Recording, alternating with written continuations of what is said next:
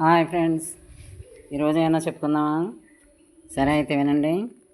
ఒకప్పుడు బుద్ధదేవుడు కోసల దేశం నుండి గొప్ప భిక్షు సంఘంతో కూడి నలందకు వెళ్ళాడు.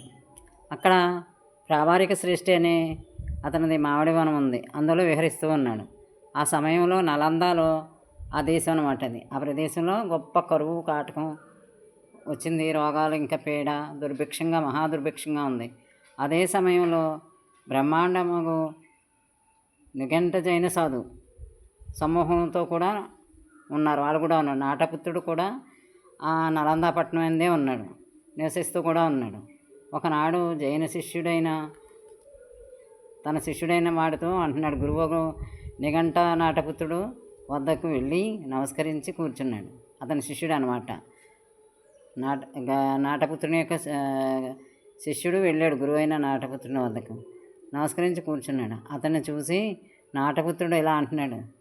గ్రామణి, శ్రవణ గౌతముడు వచ్చి ఉన్నాడు. అతనితో నీ వాదం పెట్టుకో. నీకు మంచి పేరు వస్తుంది, కీర్తి లభింపగలదు. ప్రజలు నిన్ను అంతా ఇంత కాదు ప్రశంసించేస్తారు. నీకు చాలా పేరు వచ్చేస్తుంది. ఇలాగని మాటలు చెప్తాడు. చెప్తే ఎవరికైనా మనకి బాగానే ఉంటుంది కదా.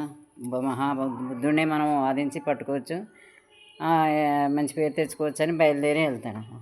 అలాగే అంటాడు పాపం అక్కడికి. అయ్యా, ప్రసిద్ధుడైన అతనితో నేను ఏమని వాదన చేయాలి? అలా కాదు గ్రామీణ, విను. గౌతమ బుద్ధుని కడకు పొమ్మ ముందు పూజ్యపురుషుడా తామెందరినో ఉద్ధరించారు, ఎన్నో కులముల వారిని పోషించారు. ఇటువంటి మాటలతో అతన్ని కొనియాడము. దాన్ని విని అతడు తథాగతుడు అట్టివాడే అని పలుకుతాడు. ఆపై నువ్వు ఇలా అను. అయ్యా, ఇట్టి కరువు కాటకాల్లో కటకటలాడుచున్న ఇక్కడికి ఎంత భిక్షు సంఘంతో ఎందుకు వచ్చారు? ఇది లోకులను పీడించుట కాదా అని ఆక్షేపణ చెయ్యి. ఆ మాట విని మృంగను కక్కను వీలులేక గౌతముడు సతమతమైపోతాడు. అలాగే ఇతని మాట విని చిత్తమని బయలుదేరి బుద్ధ భగవంతుని దగ్గరకు వెళ్ళి నమస్కరించి కూర్చుని ఇలా అంటాడు.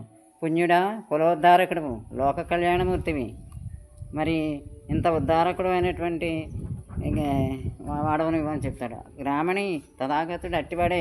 వాడు అనుకున్నట్టే అంటున్నాడు పాపం బుద్ధ భగవానుడు. అట్టివాడే తథాగతుడు. మరి అలా అయితే ఈతి బాధలతో పీడితమైన ఇక్కడికి ఇంత సంఘముతో వచ్చుట లోకులను నష్టభ్రష్టం చేయట కదా మీరు. మరి ఎందుకు వచ్చారు ఇక్కడికి? ఈ భ్రష్టమైపోతున్నారు ప్రజలు. అలా అంటాడు. గ్రామణి, 91 కల్పముల నుండి చూసుచూ వస్తున్నాను. పట్టెడు భిక్షము పెట్టి పాడైపోయిన వాడు నాకు కానరాలేదు. వెనుకటి దినములలో గత జన్మల యందును దానములు చేయబట్టి శ్రమణ ధర్మములను అనుష్ఠించబట్టియే నేడు వీరు సంపన్నులు, శ్రీమంతులు, వస్తువాహన సౌభాగ్యవంతులయ్యారు. దాన ధర్మాలు చేశారు గతంలోనూ, ముందు ఇప్పుడు చేసుకున్నారు కాబట్టి మంచి ఈ శ్రమణ ధర్మాన్ని పాటించారు కాబట్టి సౌభాగ్యవంతులే. రాజు వలన, దొంగల వలన, నీటి వలన, అగ్ని వలన, పూడ్చిపెట్టుట వలన, పైరు పంటలు చక్కగా పాటించకపోవటం వలన, కులహీనుడకు పుత్రుని వలన 8 కారణాలతో ఐశ్వర్యం నశించిపోద్ది, నష్టభ్రష్టమవుతుంది. నీవు చెప్పినట్టు తథాగతుడు లోకమును నశింపజేయ రాలేదు.